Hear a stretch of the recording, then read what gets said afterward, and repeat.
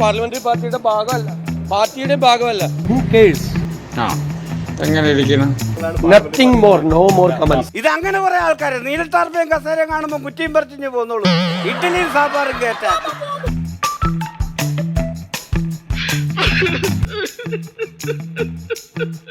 എന്റെ പൊന്നുകാരിക്കണം.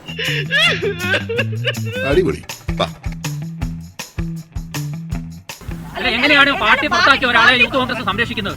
നിയമസഭയിൽ അദ്ദേഹം ഒരു അംഗമാണ്. ഈ പാർട്ടി സസ്പെൻഡ് ചെയ്ത ഒരാൾക്കൊപ്പം യൂത്ത് കോൺഗ്രസ് നേതാവ് എങ്ങനെ വരും പ്രസിഡന്റ്? അപ്പോൾ കോൺഗ്രസ് സംരക്ഷിക്കുന്നതല്ല അതിനർത്ഥം. എടോ, അവനെ അവിടുന്ന് മാറ്റാൻ പറഞ്ഞിട്ട് അവൻ അവിടെ തന്നെ ഇരിക്കുവാണല്ലോ. പുരുഷ എന്നെ അനുഗ്രഹിക്കണം.